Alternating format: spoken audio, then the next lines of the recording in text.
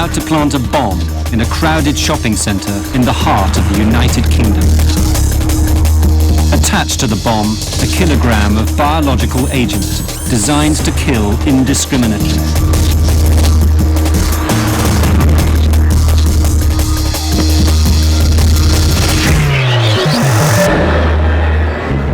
In this nightclub in the same city is another bomb. It is attached to a kilogram of lethal nerve gas, capable of killing in quantities as small as a gram. The bomb will go off at 1 a.m. When it does, all of these people will become victims.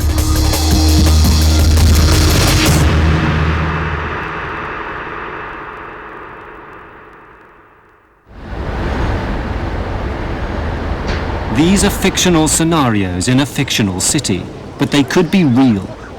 This program sets out to discover what would happen if terrorists used chemical or biological weapons against Great Britain. It investigates just how well prepared we are to face this new terrorist threat. Don't believe it could happen? It already has.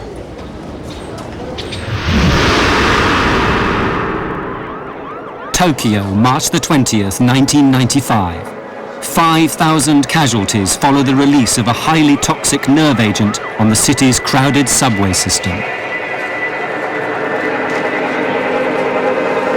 Nerve agents essentially paralyze the nervous system. They affect particular components of the nervous system by attaching to them. And if you think about it, your nerves are required for every function in your body, and the nerves control the muscles. And if you knock out nerve function, muscle function goes as well. And basically, if you inhale a lethal dose of a nerve agent, you die from asphyxiation. You just can't breathe because your muscles become paralyzed. Frighteningly, the deadly chemical weapon was made in a crude home laboratory by a local religious sect, Aum Shinrikyo. The murderous attack, which cost 12 lives, was a wake-up call to governments around the world.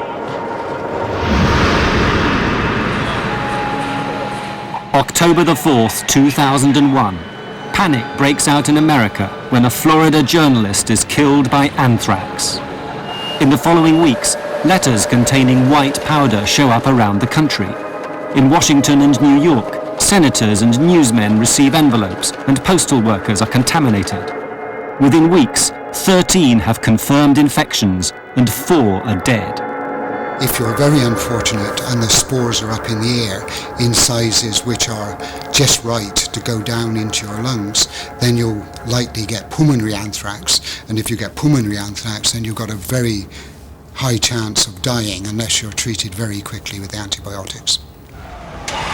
10 years ago, open discussion of the possibility of terrorists using chemical and biological weapons was unthinkable. Now, it's a reality. We know that they would, if they could, go further and use chemical, biological, or even nuclear weapons of mass destruction. We know also that there are groups or people, occasionally states, who will trade the technology and capability of such weapons. We've already had a scare in Liverpool when postal workers were thought to have been contaminated by anthrax. It was a false alarm, but next time it may be for real. Will we be ready when it is? We asked a group of experts from Nottingham whose job it would be to deal with casualties in the eventuality of a chemical or biological strike there. What might happen in a typical city if terrorists attacked? In addition, we have obtained this confidential document, a copy of the government plans to be followed in the event of an attack. Our experts' responses are largely based on its contents. The government has been planning for emergency services for a long time, particularly following the sarin attack in Tokyo. And those of us in the line of fire do have to rehearse such scenarios. We rehearse chemical ones and we rehearse biological incidents, and we have developed plans based on the national plan which was available 18 months ago. They may have rehearsed such scenarios, but what would they do? We put them to the test. Saturday night. On one side of town in our fictional scenario, clubbers are getting into the swing of things. What no one knows is that hidden beneath the bar is a bomb timed to detonate at exactly 1 a.m. Worse still, it's attached to a kilogram of a chemical agent so deadly that as little as a gram can kill an adult. It would explode with the bomb, blasting a cloud of tiny, deadly droplets into the air.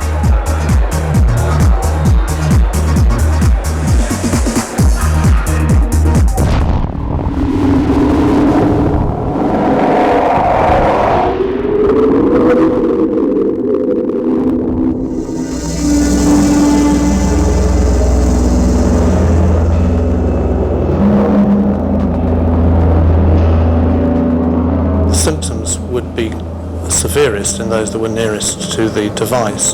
So there would be some relatively quick deaths. I mean, within a minute or two, individuals who were inhaling it or had contact with it on their skin very close to the device would die quickly. There would be a lot of panic and people then trying to get out, and as individuals collapsed, so that would increase the panic. And if the agent had managed to spread around, as it would start to do, it was in an aerosol and with a lot of activity and people moving around, you could almost get half of the people exposed to almost or near lethal concentrations of the agent. The emergency services will have to act fast. According to the government's confidential guidelines, chemical materials are likely to be fast-acting. The immediate reaction window may be less than 1 minute. How many will die will depend on how swiftly the authorities can act. In our scenario, a chemical bomb has gone off in a nightclub, releasing a cloud of toxic gas. There are large numbers of casualties and some dead. I think the emergency services would have a problem in the first instance, but with large numbers of casualties and particularly significant numbers of deaths, they would know that it was a very potent agent that had been released. And so they would just see people in difficulties with breathing and they would give them oxygen and they would then endeavour to get them to the hospital as soon as possible.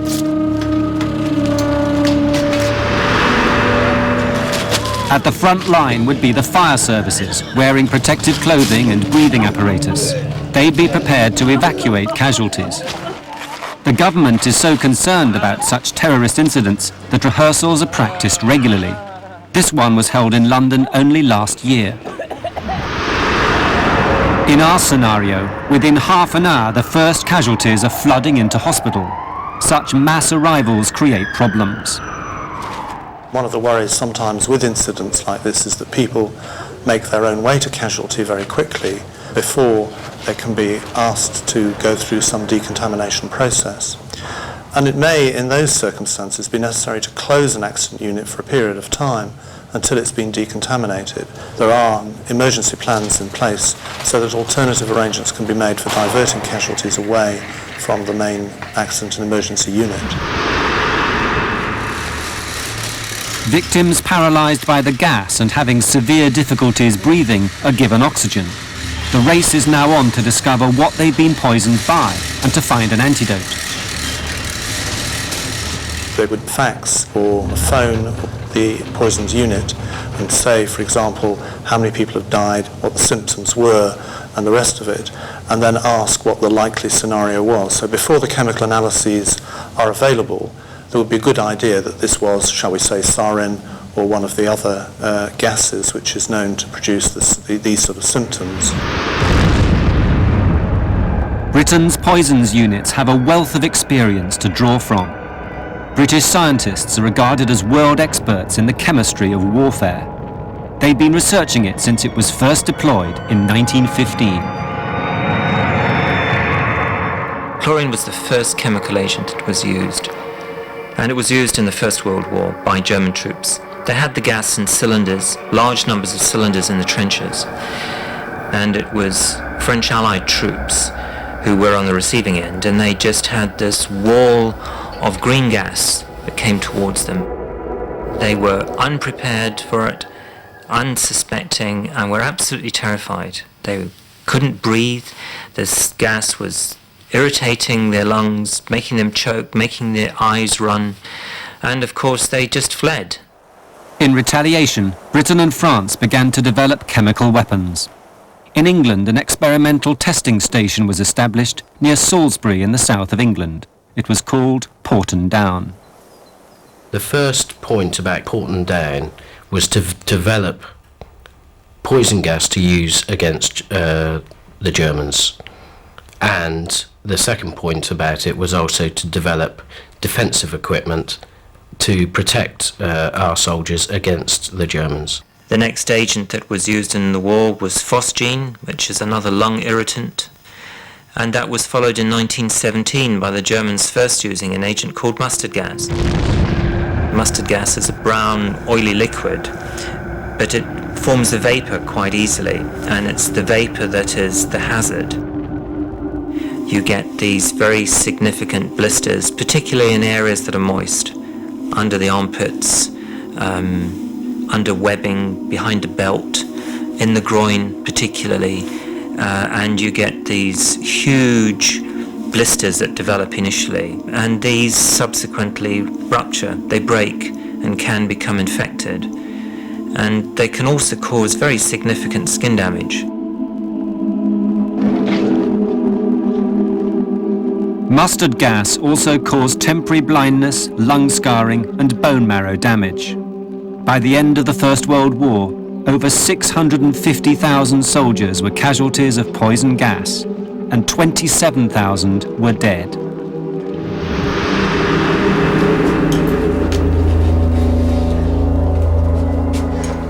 It's now 2 hours since the attack. Back in our city hospital, the victims are still having difficulties breathing, and their eyes are red and swollen. Their pupils have contracted so far that by now many of them are blind. What exactly is affecting them? Scientists move into the club once it's been ventilated by the fire service. The samples they collect, which contain trace quantities of the gas, are immediately dispatched to the Chemical Poisons Unit and to Porton Down for analysis. Today, Porton Down is still the UK's main chemical weapons research centre. In the Second World War, the fear of Nazi gas attacks secured its future.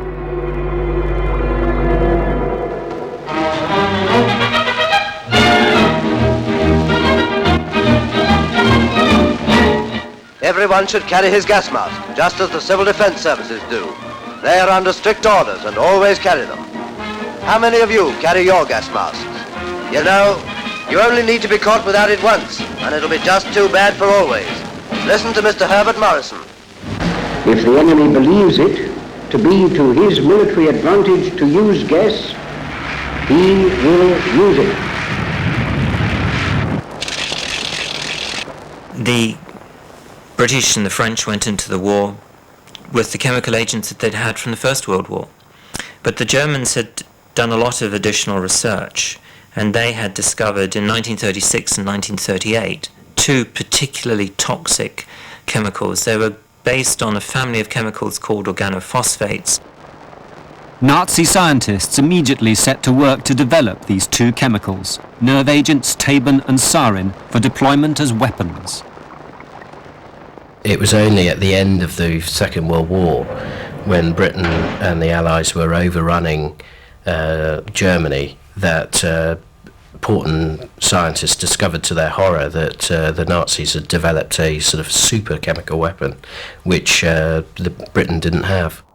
Nerve agents attack nerve endings, places between nerves and muscles. These are the bits of our body that are responsible for action, for contraction, for relaxation, for movement, for breathing, for doing everything. Sarin and all other nerve agents attack these areas. As soon as Britain discovered this great Nazi weapon, Portendown started running experiments with this sort of unknown chemical. Portendown tested it on humans, their own servicemen, within 2 weeks of this chemical being found in Germany. At that time, they didn't actually know how sarin worked. One of the guinea pigs in these tests was Reg Fort. As a 19-year-old sailor, Reg was one of over 3,000 servicemen exposed to nerve gases at Portendown. In 1959, he was ordered into a gas chamber with a group of colleagues.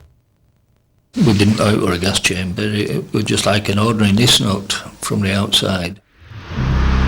You couldn't smell anything, you couldn't taste anything, you couldn't see anything, you couldn't see any gas or anything. Well, we didn't know they were going to do it anyway, and I never saw them spray it, but evidently they did spray it through the expel air fan, this sarin nerve gas. You can't breathe, and all the time they were talking, keep going, don't worry, we know what's happening, keep going. And being good little sailors, we kept going.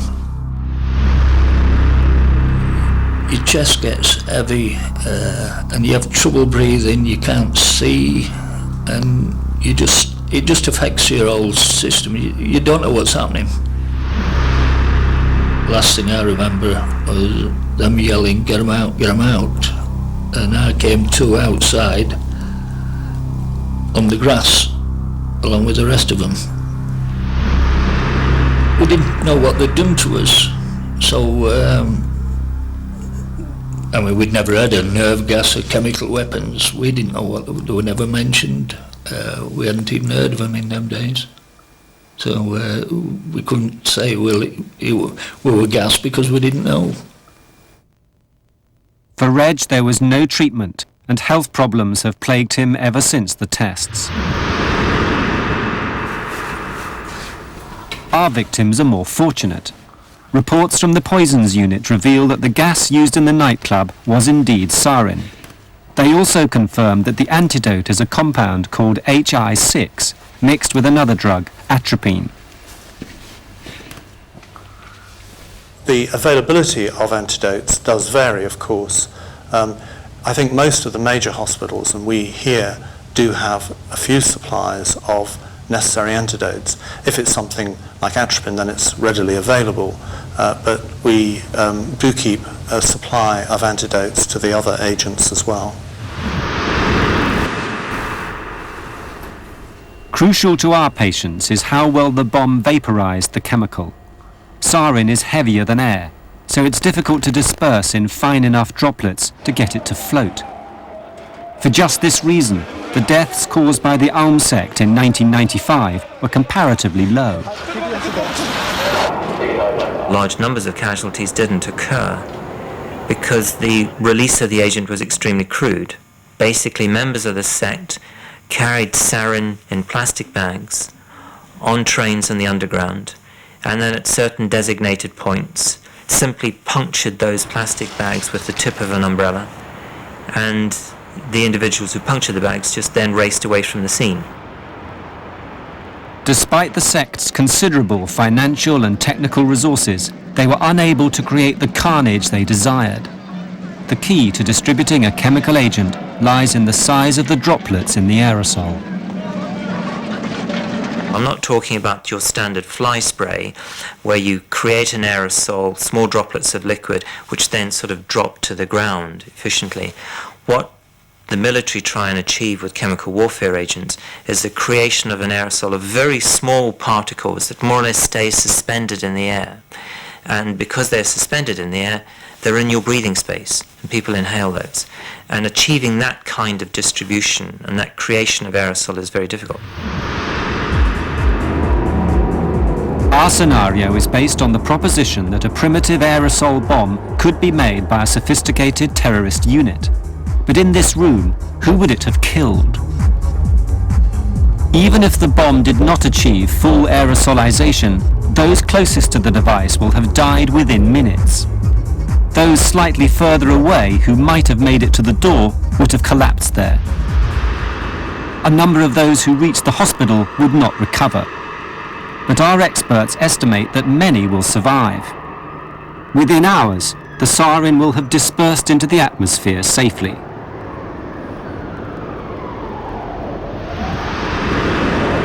But our scenario is not that simple. While the authorities take stock of the first disaster, a second weapon, more insidious but equally lethal, is taking hold of its unsuspecting victims.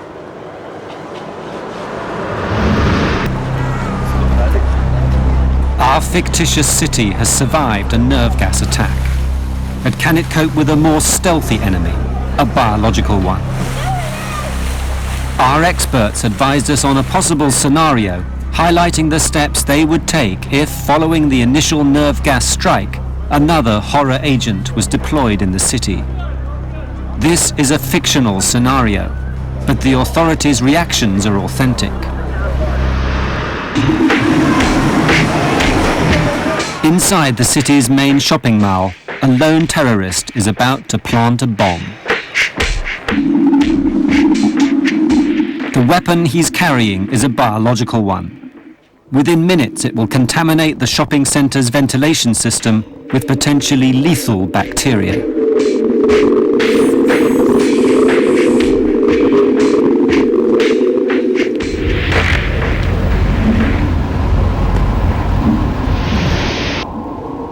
As the weapon discharges its poison, the shoppers will pass by the many air vents, oblivious to the fact that they are being infected. If there's no explosion, there's no warning, and if it's in fine airborne particles, spores, you will see nothing, you will hear nothing, you will smell nothing, and you will taste nothing. It's impossible to estimate what percentage of the shoppers will inhale the bacteria. Some people will be working in that environment. They will definitely be there for hours. And if nothing was suspected throughout that day, maybe the next day they will inhale even more. So people will vary in terms of exposure and definitely will vary in terms of outcome. It's not true that everybody would be infected, and the results coming out of the early work from the States for the last few weeks suggest many people are actually exposed, but incredibly few actually get clinically ill. It will be a number of days before anyone present in the shopping centre notices that something is wrong. The government's guidelines note that a biological release may take weeks to evolve and will be hard to detect.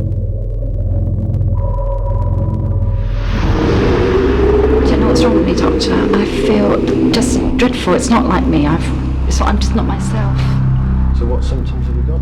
4 to 5 days after the attack, shoppers start showing up at their GP's surgeries complaining of flu-like symptoms.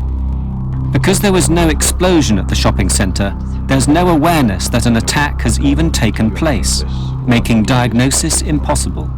In a time of year when there are lots of respiratory infections, when people are dying of pneumonias or flu or whatever else, then it may well be a day or two before somebody is certain, and they put the cases together. And of course the diagnosis would not be obvious, and so they well may be missed in the first instance. The very first patients will have reached a critical condition before anyone suspects a thing. That first patient or first few victims who are serious enough to be admitted to the hospital will raise the first alarm. Doctors order tests to see if the microbiology lab can pinpoint the infection. In the laboratory, germs grown from the first critical patient are incubated for 6 to 12 hours. At this point, no one realizes that they're trying to identify a biological weapon, and there's no shortage of pathogens for terrorists to choose from. Smallpox is interesting because we've actually eradicated this disease once already on the worldwide scale, and the introduction of this by terrorists would actually have probably perverse effects for them. The disease, characterized by horrific blisters, high fever, and ultimately death, is especially worrying. Because smallpox vaccination ceased in the 1970s, a well-organised release of the virus would certainly cause mass casualties. But any terrorist should think twice before attempting to try it. If the target was the United States, which is probably the most likely one, they're the only ones with a vaccine. So it would rebound severely throughout the rest of the world, and the United States would be least affected. Other potential agents, such as bubonic plague, are unsuitable for terror weapons due to the nature of their transmission. More contagious pathogens, such as the Ebola virus, pose other problems for terrorists. We don't know where Ebola comes from yet. We don't even know the natural history of infection or the natural history of epidemics, so you couldn't even collect it in the wild.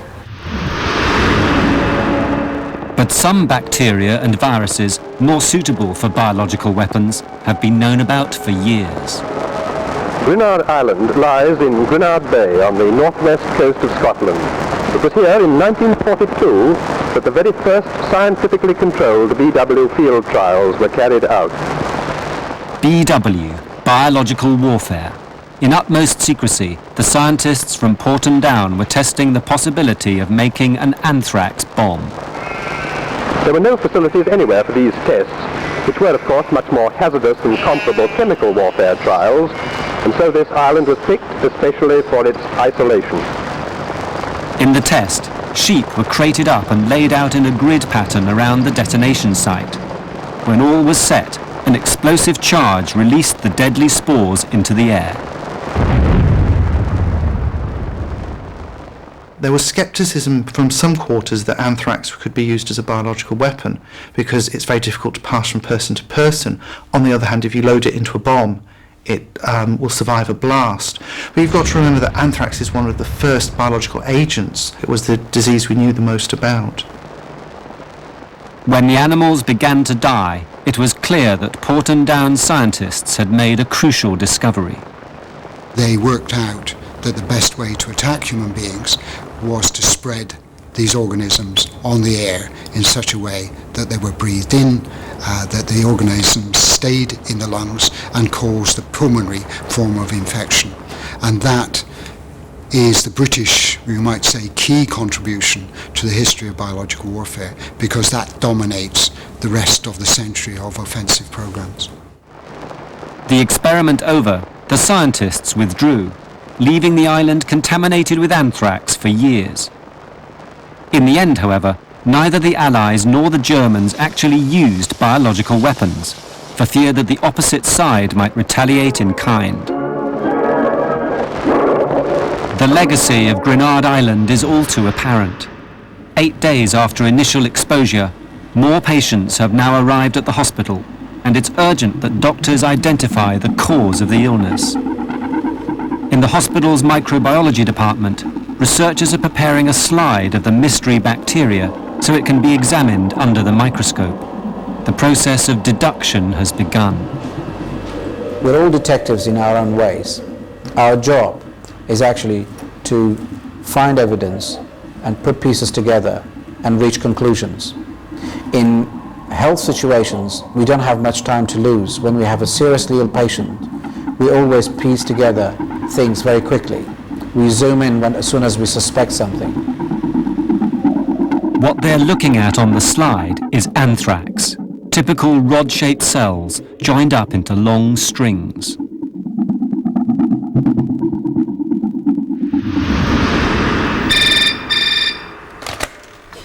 Good afternoon, Abbey Ward. As soon as we find the first evidence, we will immediately contact the right people. Doctor, call for The right people include the clinician who is in charge of the patient and will say, this is what we suspect. If the antibiotic was not appropriate, we change it, and we will advise them on what to do next to control infection and to reassure the people who look after the patient.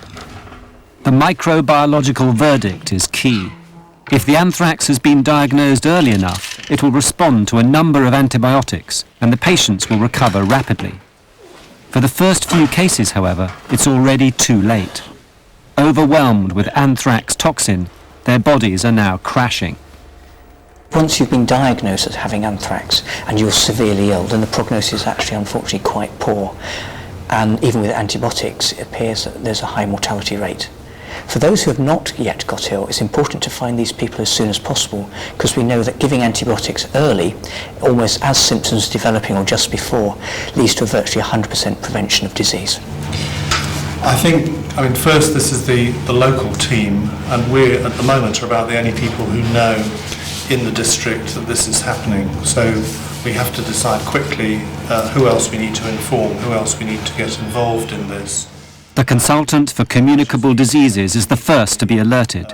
He immediately organises an incident team. If there are any more cases, we need to find out whether there's anybody else who may have been infected, whether treatment needs to be instituted as soon as possible to prevent any further illness. And we would get together with the microbiologists, with the infection control teams of the hospital, with the infectious disease physicians locally, and with administrators to make sure that we'd got the necessary manpower, if we needed it, to be able to deal with the situation. The United States has already faced a similar scenario. It was only when someone actually died that they realized they were dealing with anthrax. When letters containing spores arrived on the desks of a famous TV presenter and the Senate Majority Leader Tom Daschle, America realized it was under attack. Health experts went on to high alert, swabbing senatorial staff and postal workers for anthrax exposure. We have tested over 4,000 people and have not found any further positive findings than we have already reported. For the first time in its history, the Supreme Court closed for decontamination. The authorities' priority was to hunt down the source of the anthrax.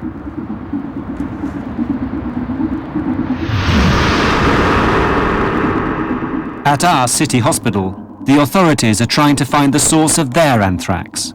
They urgently need to track down anyone who might be affected so they can be given antibiotics. The police are called in to help, and after interviewing patients, evidence begins to point to the shopping centre. Experts from Porton Down are dispatched to collect samples. Once we'd suspected anthrax was a possibility in that shopping centre, then the shopping centre would be searched, and you may well find the equipment, and you would know which bit of the shopping centre. In addition to that, there's surveillance films, and you could actually see, possibly even identify when it was put into place, or even how long it had been working for.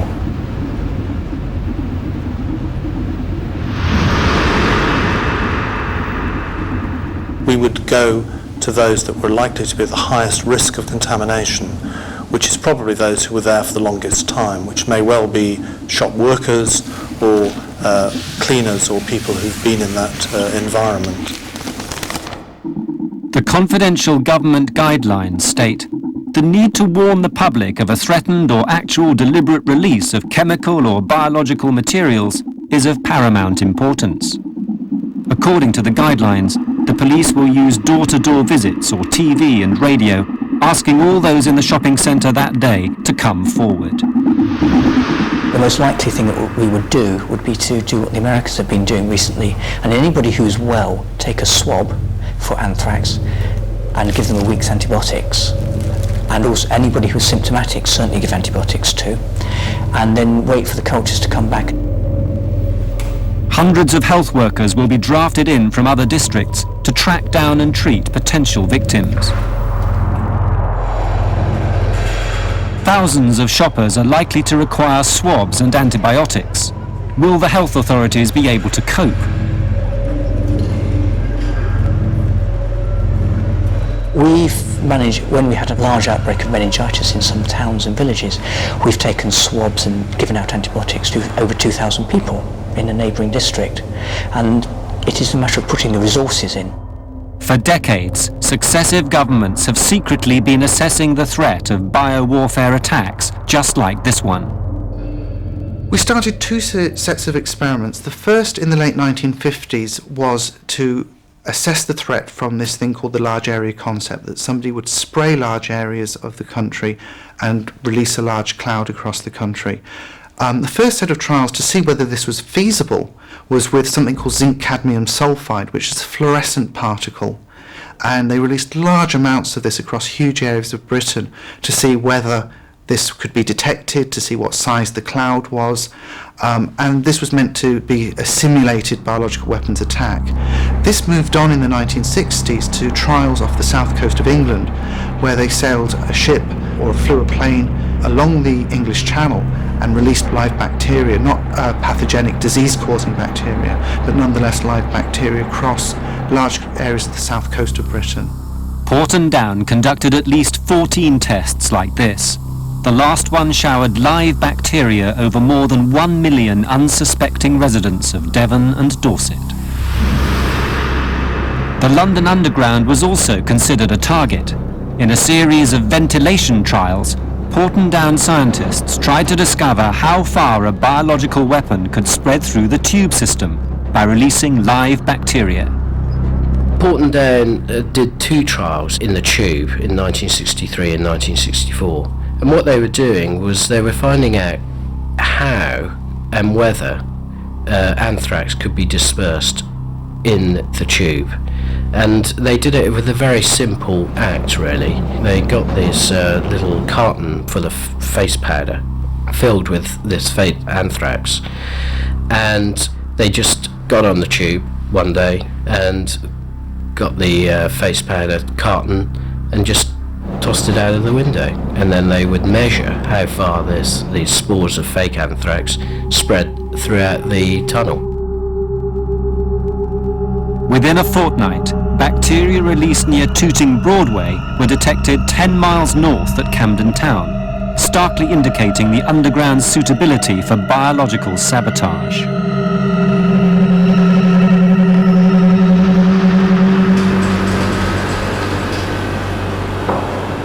In our scenario, the bacteria is anthrax, which cannot be passed from person to person. So the task is simply to find those who've been initially exposed. Hundreds of people have now been swabbed and given antibiotics. There is a difference between now and, say, a year ago. Now, we know what happened in America. We're in a higher state of alert. Health professionals have been informed about this. So we are on the lookout. A year ago would have been a completely out of the blue situation where nobody would suspect anything, and then the first few victims would die before we know something is going on. Our investigations have shown that in the event of a strike with biological or chemical weapons, people would die. However, our national authorities do have plans which should enable them to cope. But how likely is it that terrorists will use these horrifying weapons? And where would they get them from?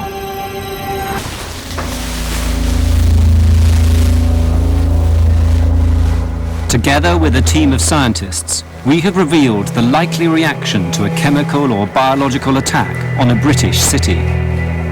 Experts and politicians agree that such a situation is possible. But how would terrorists obtain biological and chemical weapons? Our investigation throws up the worrying conclusion that today's terrorist threat has been made possible by us. 40 years after contaminating Grenard Island with anthrax, the scientists from Porton Down came back to clean it up. In order to purge the island of deadly anthrax spores, capable of surviving in the earth for over 150 years, scientists burned off the undergrowth before flooding the topsoil with 260 tons of formaldehyde and seawater. The top-secret experiment was not really over until 1986, when the island was deemed safe for habitation again. But the effects of the Porton Down experiments here were to last longer even than the anthrax in Grenard's soil.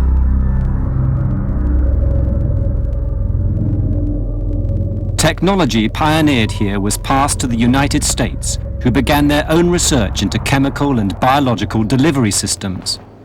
The Soviet Union likewise ran experiments, and shortly after the war, the superpowers found themselves in competition to develop increasingly lethal agents. huge chemical plants churned out tons of the lethal aerosol weapons in a new, deadly arms race. The UK had a reasonable stockpile of chemical warfare agents. The United States had a very significant one, as did the former Soviet Union. Until the Berlin Wall fell, it was always envisaged that if there was a war in Europe, chemicals would be used in it, and probably used on a large scale.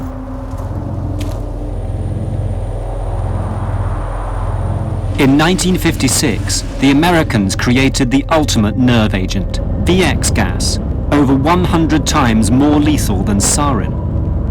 They also pushed ahead with their biological weapons program, and all the time they were closely followed by the Soviets. If the American program was massive, then the Soviet program was much, much more massive than the American program. So you have the crazy things like stockpiling tons of anthrax, huge amounts of smallpox. And we now know that the Soviet Union was doing things like enhancing the antibiotic resistance of plague. These scientific techniques might not have been so worrying if the superpowers had managed to keep them to themselves, only they didn't. In 1988, shocking evidence of the spread of chemical weapons emerged when Saddam Hussein ordered the bombing of the Kurdish city of Halabja. Over a number of days, Iraqi forces bombed the city with huge quantities of sarin, cyanide and mustard gas. Dr. Ala al-Din, himself from Kurdistan, has studied the incident in detail. The people who were in Halabja were suddenly faced with a heavy bombardment of a whole variety of different chemical weapons. Massive clouds of dirty-looking smoke dominating the center of the town was spreading fast throughout. We started to feel very hot. Our bodies were shaking. We put wet clothes on our faces and went up on the roof. We saw people desperately escaping in all directions. We were so terrified we stayed on the roof. We couldn't move.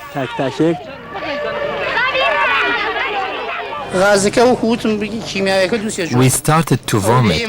Many people were collapsing around us and dying. The gas smelled of garlic and rotten apples. This is the house of my neighbor, Nauros, who used to run the tea shop in Halabja. All 8 members of his family were killed.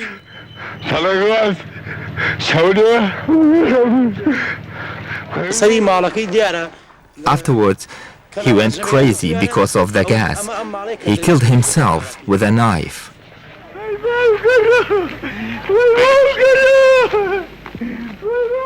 It's been said up to 5,000 people died immediately in Halabja, overwhelmed by the effect of nerve agents.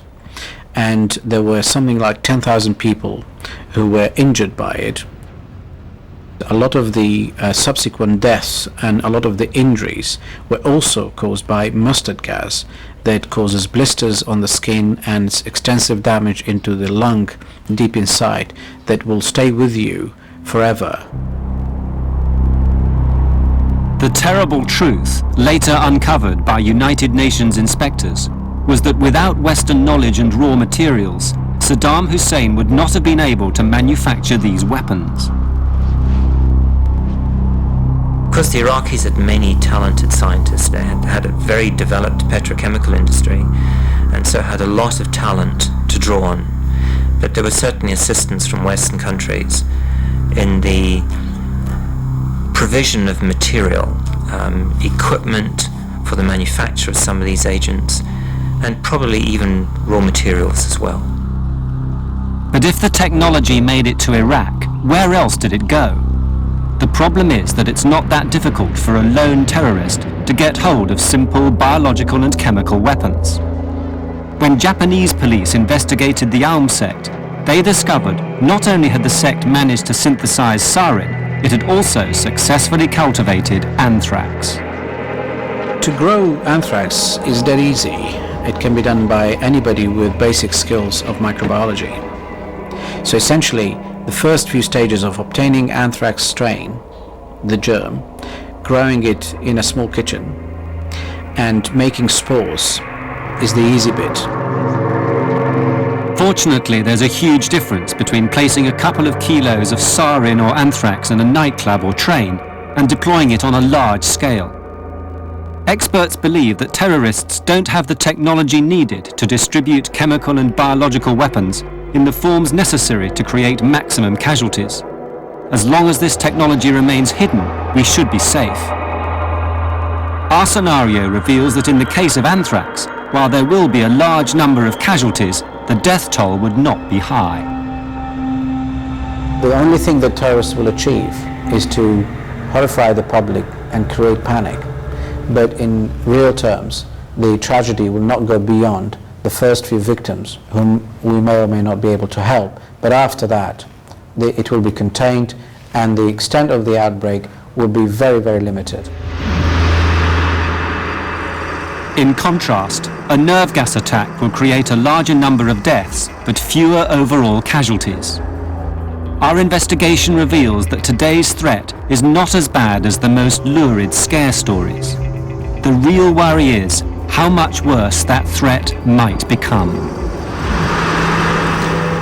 I think it's very difficult to predict what terrorists will resort to in the future, given that they have used chemical and biological warfare agents in Japan and the United States in the last few years. It's something that we have to be prepared for. My own view at the present time is that mass casualty attacks with biological weapons remain a relatively low threat, and that most of the things we're likely to meet would be something like what's going on in the United States at the present time. If I'm correct, then our public health system, our emergency planning system, would be able to cope with it. My fear is that I might be wrong. I think most of us hoped that terrorists wouldn't use these agents. They would just be seen as something beyond the pale. Their use would not be something that would win public support. But if terrorists are not too bothered about public support, they may well resort to anything.